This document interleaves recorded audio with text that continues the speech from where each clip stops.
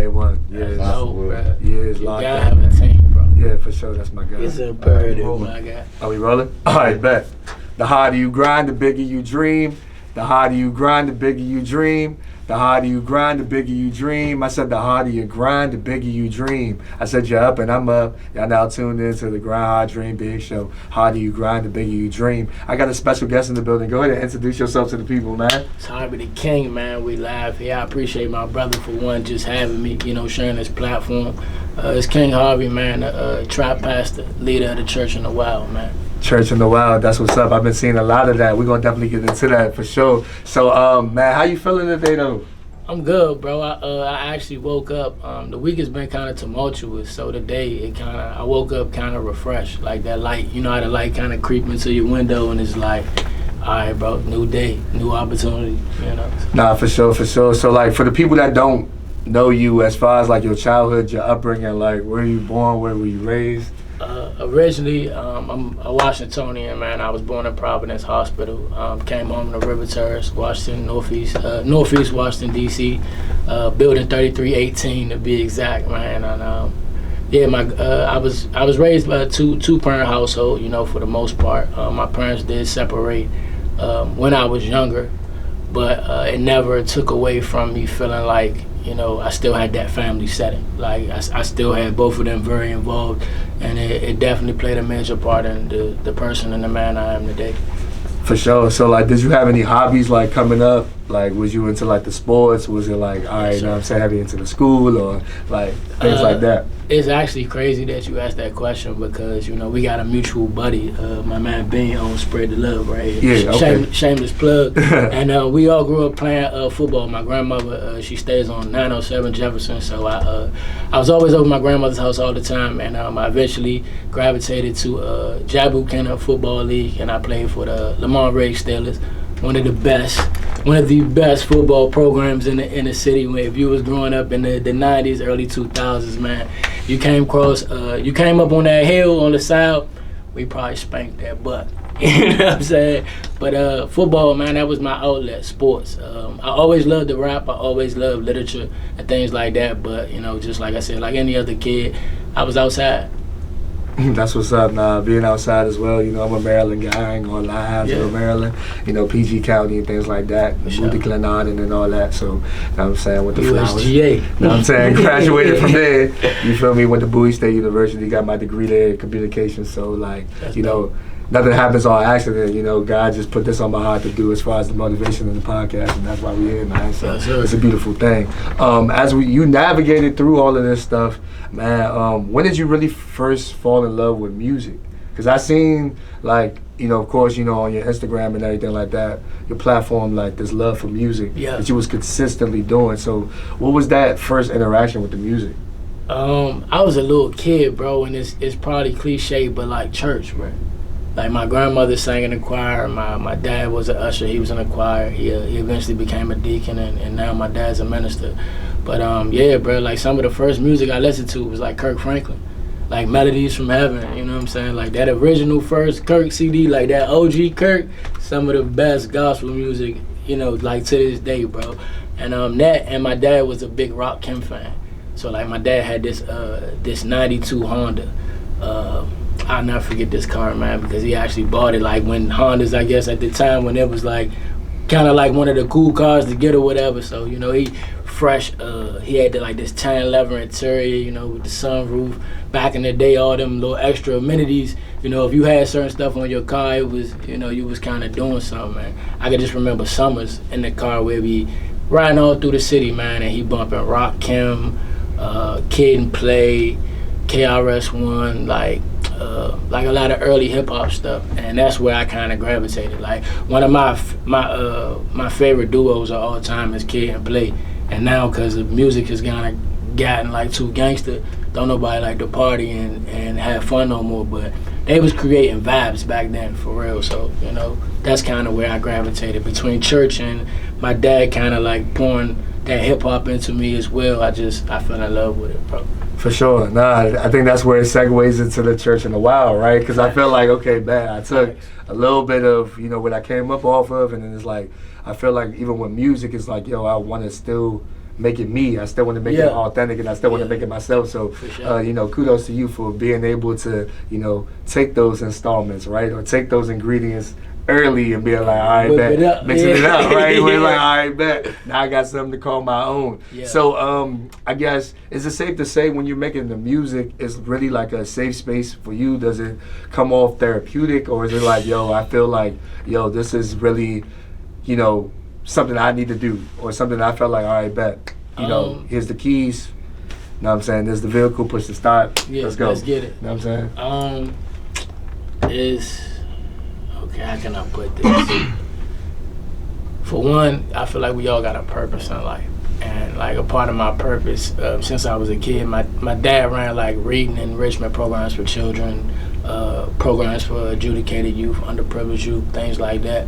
So I've kind of been in a certain arena my whole life, seeing how, you know, our community is treated, is viewed, you know, the stigmas and all of that type of stuff. So I always kind of felt like I had a certain calling there. Like my dad was a certain type of man. He instilled certain things in me.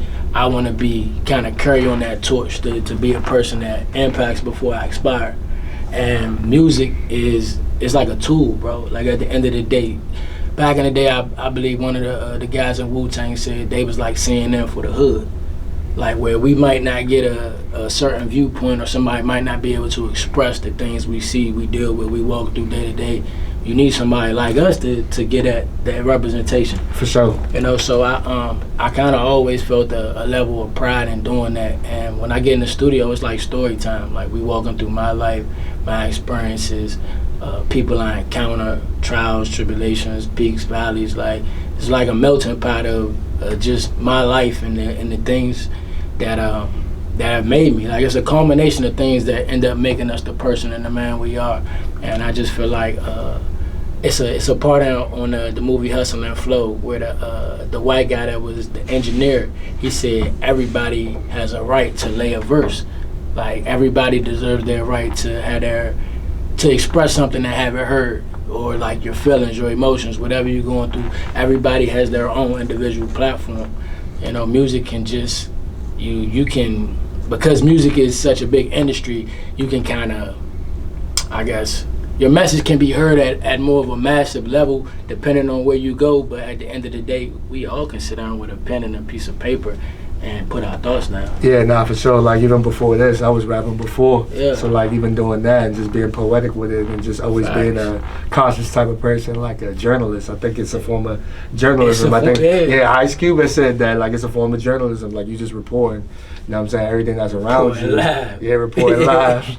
You know, in a sense. And I think that, you know, for us, right, I think that the connection also, like, you know, reaching out to you and just speaking to you as well and just seeing what you was doing, I wanted to definitely, like, applaud what you was doing because, like I said, you're just really being free with it. You know what I'm saying? And at the time that we actually connected, you know, we were talking about spiritual warfare, right? Yeah, bro. And how this joint is real, right? It's a real thing out this joint, like every day, and things like that. And I know that, you know, I was going through it, and you was going through it, and you was venting me, and I was venting you, and it was more so like, oh, all right, well, you know what I'm saying, how could we really, you know, be in this iron sharpens iron type of thing, you know what I'm saying, type of vibe. So you're like, yo, what you doing for the community?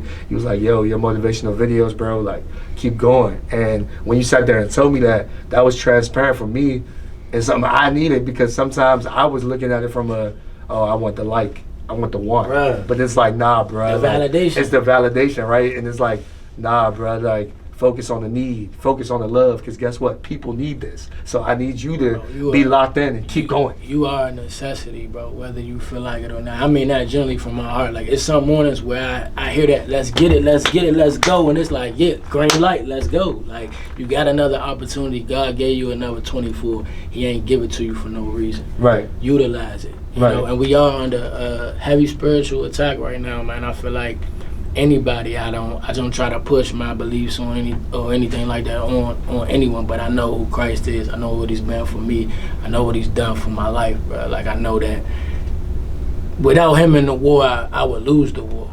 So you know, I feel like it's important to be transparent too. Like in a time where everything is so fake and watered down, and like everybody's putting a filter on life. Like, who gonna be the person to say, nah, today it just ain't one of them days? But I dug in myself a little deeper, and I found something about myself in the midst of this adversity. Here it is. Maybe you dealing with it too. I just want to share. That may be the thing that person, that individual that was going through, maybe that crazy irate type of day or whatever the case is, they might click on that or see your video and see Jay like, oh man, it ain't that bad, bro. I do gotta keep going. It is. It's more purpose out here. It is. This just a day. This just a temporary moment. It's a temporary feeling. This too shall pass. Right. So, that's where the definition of church in the wild really comes in, bro. Like, what we doing right now is church. Where two or more are gathered, he's in the presence, he's in the midst. Right. We're building right now, and I feel like people have such a lens that they look at church and they put this, you gotta be a certain way and suited and booted, and you just kind of like, they put church in a box, and Jesus, you can't put God in no box. Nah, for sure. You know can't. what I'm saying? Nah, So, definitely. And I know, like, it's very transparent, like I said, because even coming up, right, it's like, I would go to different churches, right? And then it's like, okay, I would see it, and I'm like, okay, well, I can't really connect to here. this. I can't really vibe here, right? And then it's like, all right, bet. And, God, put it on my heart. I went to Zion Church. I ain't trying to sit there and say, like, this church is better than this church, or nothing like that. But, like, going there, that was the harvest. I'm like, yo, man, bro. Shout out to, the joint right there in Landover. That's where it was at first. Now they at Greenbelt, Fort Washington, Landover campus and the Woodbridge campus. That's a quick Shout plug. out to them. But, no, I'm saying shout out to them, because when I went there, right, it was like, okay, this is different. I actually feel welcome. I actually feel accepted. Like, there's people around my age also that's getting this message, but I also seen older people like baby boomers, millennials, Gen Z, Generation Alpha, like everybody in one place receiving receiving God's word, right? Oh. And it's like, like that was just something that's transpiring and like dope for me, because I'm like, this is something I needed. And it's like breaking it down like that. That's like that road to Damascus, like type of experience for you. Like, it was like, I had one of those myself, bro. And like in our conversations, God don't make no mistakes. We didn't end up crossing paths for no reason. Like, we building in the kingdom, and out here in this world. So I was going through one of the most probably like trying times in my life, like humbling times. I got hurt on the job. I worked for Metro. Long story short, a drunk gentleman came, stole our work truck one evening. I was attached to like 150 feet of pressure washer cord, stabilizing it like the middle of the escalator at Gallery Place. Unbeknownst to me and my co-workers, dude that left the Green Turtle, young guy who was driving, left the keys in the truck. Guy hops inside of the work vehicle, pulls off. When he pulls off, I get dragged up the escalator. The grace of God, it's a brick column that sits on the top of the mezzanine, and I kind of hit the brick column, and the cord like detangled from around my shoulder and everything. The guy kept pulling off with the truck. I lost consciousness. When I woke up, I'm feeling the worst pain I ever felt, like in my back. I feel like somebody's taking a knife and like just dragging it up, like around my spine area. EMTs are around and they're like, sir, don't move. We don't know what the situation is. Woo, woo. Fast forward, I'm out of the hospital. I'm like, literally, I left the hospital using a walker at 30 years old. Like, young guy, never thought that I would be going to work and things could change like that. But that's just how quick things happen. And you having your woe is me time. Like, God, why me? Like, why? You know what I'm saying? I pray. Why am I the one doing this right now? And he spoke to me, and in a time, man, he sent people to me. He sent my buddy, Deacon Mike, man. Shout out to you. He called me one Tuesday and was like, bro, I know you're going through right now. I know you're not really yourself. I know things it's kind of hectic. I want you to put up the Bible study tonight. It started at 7:30. It's a non-judgmental space. It's guys similar to your story that look like you, walk like you, talk like you. So I feel like you're going to be able to get something here, and you'll be received, because at the time I had kind of isolated. Right. And in that isolation, that's where, going back to spiritual warfare, the devil will whoop you the worst. If you don't got nobody to fellowship, nobody to build with, another brother, another sister, whatever, and you isolate yourself, he's stronger than you isolated. But that's why God says what's in you, the God that's in you is greater than what's in the world. You got to tap into that, and you got to stay connected. That's something I wasn't really tapped into at the time. So I had, like I said, I isolated myself. And I told my boy, I said, bro, all right, I'm going to come.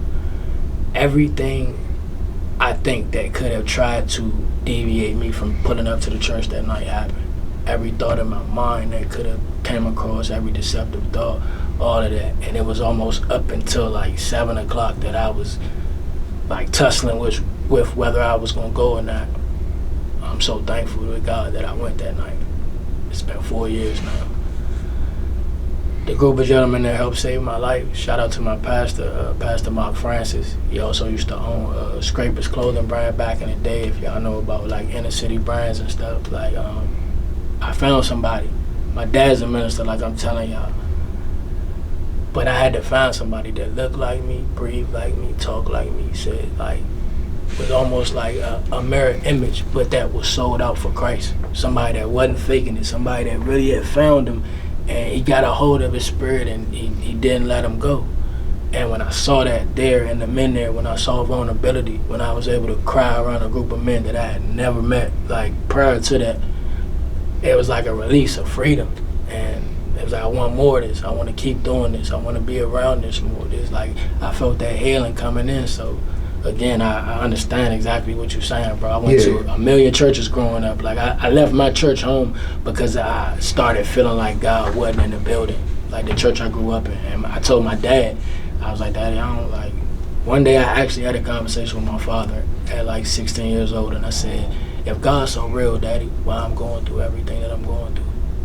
I was getting kicked out of school. I got kicked out of McNamara, kicked out of Carroll, going through all type of stuff, but not realizing that was just a part of my story, part of my journey. What he had already set in stone for me, that was going to happen regardless, because it was a part of my testimony. So, but trust me, I understand more than anything that like you gotta find your harvest. And God, He'll direct you to it if you let Him. Bro. And I wanted to tap back into that because, like I said, it's been times where like, you know, being strong, or you know, this whole notion of like, okay, well, Jay, you're a leader, and I'm like, whoa, what you talking about? Like, certain things I don't even see, right? And I'm like, certain things I don't even see, and I'm moving. I'm like, yo, you pivoting off of me, you moving off of me, but it's like, yo, God called you to do the work, so you're not even gonna duck this. It's like, bro, you know what I'm saying? But that sense of being scared, is there, it's bro. there, right? Yeah. So it's like, even when I'm looking at it, like, okay, I'm not trying to make no mistake, but it's like, God, like, bro, you're gonna make a mistake. Going to, bro. It's cool if you make the mistake. And it's like, I'm realizing, like, dang, bro, I made the mistake, so I beat myself up. I'm that type of person, like, dang, I made the mistake, like, how could I? You feel me? And I'm like, dang, bro, like, my flesh let me down again. I thought I did this way. I let me down again. Like, we back down this road again. And it's like, yo, you in this new season, I need you to close this. I need you to finish this page, so that way you could get to this chapter, but you still stuck on this page, and you're not letting this page go. Focusing on that, on this page so much that you're not even trying to get to this new chapter. And it's like, dang, bro, you right. Like, let me let this page go. You done read this page. You done already experienced this. So stop going back to that page. You know, you got a whole nother chapter to read. So I'll be like, dang, bro, what? You know how powerful that is right there, bro. Like, seriously, the ability, the notion of letting go. Yeah, you got to. It's easy. I mean, it comes off the tongue easy, but it's hard. Yes, it's hard, for real. Like, nah, like seriously, it's a hard thing to do. And I'm like, it's crazy. You just touched on that affirmation. God be doing what He doing. I'm watching the Netflix special on the Florida Gators last night. Okay. Florida was like my dream school. Like, I wanted to play ball there. Me and my dad, I got hurt my freshman year at McNamara. I actually signed a football, me and my dad, that said I was going to win Heisman 2009 Florida Gators. Like, on the white part of the side of the football.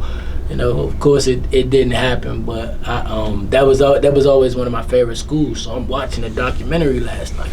Urban Meyer says before one of the national championship games, he was like not sleeping. He was taking 2 Ambien, drinking a beer on top of that just to try to get like 4 hours of sleep. The stress and anxiety had rammed up that much in his life. And he was like, man, I'm not resting, I'm not sleeping. He said he went and talked to his mentor, and this is about the time back into what you just said about letting go. He said the guy he was talking to was like, man, like, what are you worried about? You got here all season by doing being yourself, by letting go, by letting it flow. So, and excuse my language, the guy on the thing said, let the MF go. Just let it go. And whoever his mentor was, that's what he told him. He said he was in the middle of a pivotal, like 4th down in the championship game. And he didn't know what play to call. They were on like the 10-yard line, I believe. And this Bama was about to call a fake punt. And he's sitting there, like, he called his last timeout. And he said he looks at the playbook when he goes to open to the next sheet on the plays. Right there in the middle, he had wrote down what his mentor said to him. Let the MF go, like, let it go. Right. And he said it all kind of like just that eureka moment, just boom. And he was like, go for it, run the fake punt. Right. Even on my 10-yard line, like, it's going to work. We're going for it. Right. And they ended up winning the national championship. Right. But in his ability to let go and release and not let all that was triggering anxiety and all of that overcome him, that's on the other side of fear is the greatest things I like. No, I definitely need to hear that, because I ain't gonna lie. Like, there's certain times where I be like, bro, I'm looking at the bigger picture down the line, because I'm a futuristic person. Yeah. So it's like, because I'm so futuristic, it's like, all right, bet. I know for a fact, all right, this is what I'm seeing, but it's like, yo, get through the day so you could see the ball. So you could. I mean, like, get through the day so you can see the ball. I'll be like, bro, what? We And pull it's so crazy. much pressure We do. from the day before, Yeah, we from do. the mistakes, Yeah. whatever, bro. And it'll sit on you, bro. yeah, it will. It'll sit on you and it'll weigh you down. And it's like, bet, bro, you got a vacation that you planning in your head, but it's like, bro, you can't take that anxiety with you. You can't take that fear with you. What's You can't take gonna be none of the that with you. point, my Yeah, guy? you gotta let it You all know what I'm go. saying? You Yeah, got so it's to. like, yo, But that's it's- what I've been learning literally throughout this whole entire time. And I know that, like, Me too, bro. COVID, came, you feel me? And like, when COVID came, I felt like, to me personally, it was a blessing in disguise, because God was like, bro, you got a lot going on. You need to sit still. Slow down. Yeah, it's just like, slow down. Bro. And it's like, bro, I slowed down and I'm like, all right, this was this, this was this, this was this. And it's like one led to the other. Because like I said, July 5th, 2020 is when I started doing the motivational videos, right? Yeah. Then November 6th is when I decided to do the podcasting. And then I didn't start doing community work until the year after. Because I looked at it like it had to build over time. And I'm realizing where to delegate the energy. Because I know for a fact, it's like when you're running a race, Say bro, that again. where to delegate the energy. man. Not for real, because like that's what people, I think some people don't really understand. They're like, okay, bet you got a podcast. Okay. Oh no, that's it. And like you just sat there and said earlier, like, you're not putting God in no box. Like, God can do so much for you. And I'm like, let him just cook. let you be here. So I'm like, yo, it's certain things that delegate the time. It's certain things that delegate the energy. And I want to be 100% available for what God is calling me to do. Because I don't want to be drained where it's like, nah, this was your moment. This was supposed to be you. And you showed up. And you're physically there, but you're mentally absent. Yeah. Or you're mentally there, but you can't physically do what you need to do. So it's like, I really feel like, yo, like, you have to be on the court every single step and realizing what it is that you want to pour out. Because like the spiritual walk is two things. And this is what, shout out to Pastor Battle, because he constantly says this too. And even when I'm in the services and stuff, it's the walk with God and your work for God. You know what I'm saying? Like, those are the two things that we have to really focus on. Like, it's times where you're gonna, fall. Yeah. But you got to be able to get back up and realize your purpose and why you continue to walk. You know what I'm saying? You can't beat yourself up if you sat there and told yourself, why I go to that party? I told myself I ain't going to no party no more, and boom, I'm here. Or, dang, man, I'm in this situation, and I told myself I wouldn't do this again. Yeah. But it's like, yo, it's okay, because, you're not striving to have that check mark every single time. Like, you're going to disappoint. Yeah. And it's okay. You have to be okay with that, because it's not about being perfect. It's about continuing to walk, though. I feel like it's like you're here, you on 1,000 right now. Like, bro, give yourself mercy. We don't give ourselves enough mercy, because we put that. Of course, they say, it's cliche, you're gonna be your biggest critic, but sometimes we are overdoing it, bro. Like, God, we're not God. He's infinite. Like, we have a certain capacity that humanly that we can do certain things, and then the rest of it you're gonna be leaning on God. So understand that, like, my brother just said, you will mess up, man. You're gonna have days. you're gonna have times where your purest intent may be not to do something, and you still get your flesh get pulled on because this flesh is weak and the heart is deceitfully wicked. So when I hear a person be like, I'm a good person, ooh, no, you're not. None of us are really naturally good people. The word tells you your heart is deceitfully wicked. It'll even deceive you. And the enemy's greatest trick is that deception. So he'll try to keep you on this what's it called, like a hamster wheel in your mind constantly. Like, man, damn, I messed up right there. Oh man, I did this. Like me personally, I was having a time with stopping smoking, and you know, I'm super transparent. You ask me a question, I'll tell you what it is. And I found myself where it was times where I had regressed, and I was almost allowing that to like define everything that I had worked for up until that point, as a man, as a dad, as everything. Like, bro, you say you want to get here, but you're allowing this one little part of your life to pull you back or hold you back. You're not a complete failure because you fail, you have a failure, or you have a moment of failure. That does not define you. That does not make you as a person a failure. You just had that. You have to find a way or find a solution in that situation. And I feel like it does come with that personal growth. Like, yeah, COVID gave us an opportunity to have to get personal with self. Like, you had to start looking at you every day. You was forced to not be out in the world and constantly on the rat wheel. So when time slows down, stuff start hitting you. You start realizing things. You start becoming aware of certain things. That's why I feel like divorces and certain disconnects in families came because people were and so used to being in passing and coming and going and so busy and having everything going on, there wasn't really time to look at this, your person, your spouse or whatever, and be like, yeah, damn, I never really noticed this about you. I never like, right. And you start to, people start to realize things, and it's like, I feel like God, well, I know for a fact, God did that on purpose. Everybody was giving so much credit to the enemy, and COVID was just that and the third. Like, bruh, it's like you forgot about me. You forgot about why you really doing this. All right, bet I got something for you. Show y'all. I got something for you. You know what I got something for you. Like, yeah, and I think that it's dope that you said that. Right. I think that people that are self-aware, they're in tune with God. Yeah, bro. Know what I mean? Like, I don't know, we got bars today. Yeah, for some reason, right? Yeah, like, I feel like, because it's like, bro, like, you're not going to really be aware of yourself or your mistake unless you really tapped in with him, right? And it's like, yo, like, you talking about you want to create this, that, and the third, you got to tap in with your creator. Like, that's where you're going to get the game. You get everything from him, for real, and he'll send everything, right? Because it's like, all right, bet, you got to figure it out, but you want to figure it out right away before you even move, and it's like, that's not how it works. Because you're going to be like, bro, I'm going to be like this all day long. You will mess up. So I'm so thankful for the no's. And now at 35 years old, I'm so thankful for the times he blocked something that I didn't see. Man, you can say that again, because I ain't going to lie. Didn't know what was going. And it's like, in the moment you'll be pissed, and I think you remember a couple weeks I was supposed to shoot with people from Compton. I remember that. You actually hit me. Yeah, I hit you, and I was like, yeah. Look how things kind of worked out. Because I remember you was talking about it, and it was a transparent moment. You were like, bro, I'm looking forward to this.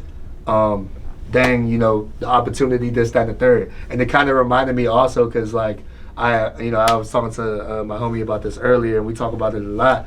Is the notion of like you have a situation and it's like, dang, bro, you jumped the gun, right? So it's like, boom, all right, bet. Did I even really give this a thought? Oh yeah, it sounds sweet, boom, I'm on it. I'm on it. I don't even care what it looks like. Did I even consult? Did I even consult God, right? It's like, dang, did I even consult God on this?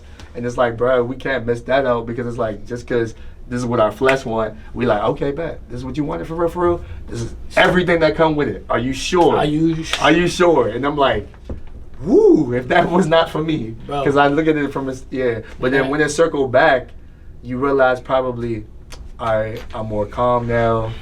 I'm receptive now. I understand it. I can breathe. I can relax. His timing is always right, bro. Way better. Always. When I tell you, bro, always. I told my homeboy Bean, the young lady, Miss Ramshack, when we finished the episode, I felt like this. So when she said it, it was just affirmation. She looked at her co-host. She said, that might have been the best episode we filmed this far. I felt so comfortable. It didn't come with no hassle. When I was posting about it and all of that, when I was in my flesh, wanting the world to see, wanting the validation, you know what I'm saying? So, like I said, I salute you, you know, for one, the work that you do, being a father, taking care of your kids, doing all of that, bro. I can only imagine, like, all of the hats that you're wearing and everything that you're enduring, bro, because I always think of Deuteronomy chapter 8. Yeah. I always think about that joint, like the whole notion of everything that you go through, like, just do not forget. Yeah. You know what I'm saying? Do not forget, you know, the ultimate source and what God is able to do, you know what I'm saying, and how we fast and how we've been in the wilderness for the longest, or feeling like that, and we're like, I bet, like, I'm in the wilderness, man, I'm lost, this, that, and the third, but just tell yourself that joy lies ahead every single time, because then you have something to look forward to. Yeah. And a lot of people are, you know, like you said, we talked about it earlier, social media in their own mix, in their own world per se, and feeling like, okay, well, I don't have this car, I don't have this outfit, I don't have these pairs of shoes, I'm a nobody. Now you're all worthless. Of a sudden now like, you feeling worthless because now I gotta buy these shoes just to be popping. I gotta have this car to be popping. I gotta have the house by this age. I have to do this by this age because this is what everybody else is doing. Status quo. But everybody else's clock is not your clock. And your vision is your vision, and everybody got eyes but not your vision. So it's like, bro. Yeah, they not saying it from your viewpoint. And bro, that's why, like I said, I love what you be doing, because there's days when I'm like, man, bro is on it. Like, I feel like crap today. Like, I know it's days that you probably have those. Yeah, absolutely. But you still take that step, like somebody needs this today. Yeah, somebody needs it today. Yeah, I think about it, and I realize, like, for myself too, like, it's not a selfish point of view. It's really like a selfless thing, and that's what I was learning. And a lot of people are like, bro, like, you are a natural giver. When you receive, it may be hard for you to receive. I said, it's better to give than receive. That's what Acts chapter 20, verse 35 says. You know what I'm saying? So I'm like, okay. But even with that, I'm just trying to, like I said, lately, to be transparent, is like reading the word and applying the word. You know what I'm saying? Because I feel like a lot of us, we can come across words. Is everything, application is everything, bro. Like, it's everything. So it's like, and I don't want to let people down. So I feel like it's a lot of unnecessary weight that I carry. But it's like, at the same time, I try not to be a hypocrite, bro. True. I'm not even trying to walk with the intentionality of not being a hypocrite, because it's like the devil is waiting to use that too. He wants you to fall on your face in front of everybody. He wants the world to be like, man, that nigga was talking all this God talk. Man, look at him. If this God's so great, why this happening and why is X, Y, and Z going on? So I try not to be a hypocrite, and I try to walk like you said, with that intentionality, because people are watching. We do have a certain platform. We do have a certain harvest that we are called to, that we called to pour into. Right. And I feel like we have to, for one, you gotta know that means something. Like, take pride in that. Like, I love what my brother got going on. He knows how much it means for him to be doing what he's doing, because it's bigger than him. Right. We gotta realize we all walking in this world together. We all got a harvest. We all got somebody to minister to pour into, whatever, just like we get poured into. That's a fact, for sure, man. It's been a vibe, dog. I ain't even gonna lie to you, man, for sure. I'm glad that it worked out. Again, how it did. How it's supposed to. Because full transparency, we were supposed to film this, but we've been supposed to do this. We were supposed to do this. I ain't gonna lie. We definitely were supposed to do this, man. What's some motivation that you would give to, you know, somebody watching this, like, they felt down, they felt confused, lost, not know what to do, like, what would you tell that person? Read James, man. James, like, chapter 1 through 3, and, you know, it basically tells you, like, count it all joy when you under attack. The enemy don't attack. People don't break into empty houses, put it like that. So you got something of value inside you if you're under if you're under spiritual warfare. It's something you don't see, that you don't know, that God sees. So keep on going, man. Just, you know, push into, find your space, for one. Find you wherever it's comfortable, and get personal with your Creator. like we talking, like me and my brother was sitting talking today, because that's what he wants. He doesn't want this over a million Hail Marys and you gotta create this uniform way of praying and all this. No, he wants the raw, the real you, like the God. Like I feel like today, like X1, he wants the pureness in your heart. So go to God, talk to God, reset, refocus. Know that you're here for a reason. Know that if you're still here, there's still work for you to do. No, for sure. I think that also it's like you want to transform to being unapologetic, right? Because I think being unapologetic, it gives you more strength. So I would say that, and it gives you power too. So I like, for me, I definitely say like Proverbs chapter 3, verse 5 and 6, like, do not lean to your own understanding. Instead, seek God and acknowledge it, because He'll direct the path. You know what I'm saying? Yes, I think sir. that's really something that I'm learning so much daily. It's hard, and it's so hard, because it's like, bro, you want to control. You want to control everything. Like, bro, okay, you know what I'm saying? I'm gonna do this, and then guess what? I'm gonna get this. Oh yeah, if I do this, then I know, But it's more so like, that's your heart posture and how you serve and things like that. And that's what I'm learning too. So I'm like, bro, did y'all hear that? That's the your heart posture, man. Yeah. Like, and check your heart. You gotta check your heart everywhere you go, for real, Check for your real. heart. Because it's like, I ain't gonna lie, it's been places where I'm like, okay, it's like, you said you wanted to do this, or you had the intention on doing this, and now you didn't realize how, now you're in that moment, now your character's being tested. How do you respond? And it's like God to put you in these situations for a reason, to see what you gonna do. It's like, all right, bet you said you ain't gonna go to the club no more. Now all of a sudden your homie like, I got a test for you. Yeah, I got a test for you. Oh, you said you weren't gonna drink no more.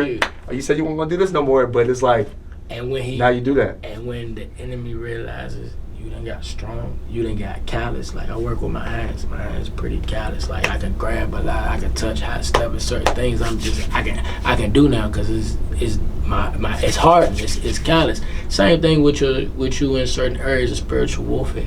When you become callous and the enemy know, like, man, damn, that door is closed right here. Trust and believe He's coming for another door. So keep yourself guarded, man. Like, He'll use your family, the people closest to you. Nothing is off limits. It's like a cage match when they come to this spiritual warfare. Ain't nothing off limits. So keep yourself guarded, man. Like, really be intentional. Like my brother said, that's a strong word, and that's a word that a lot of us run from, because intentionality means that I have to walk a certain way. I'm setting and I'm saying that this is how I'm going to move, and no matter what.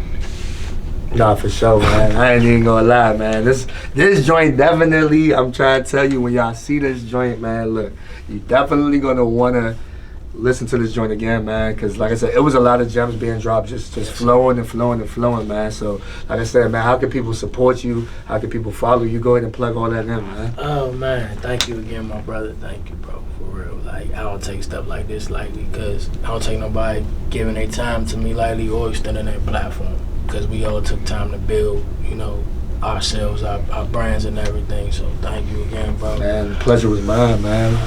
Appreciate you. All DSPs, man, you can find my music. My latest song I dropped is like an ode to the city. It's called The Message. Just talking about our city under siege right now. A lot of youth dying.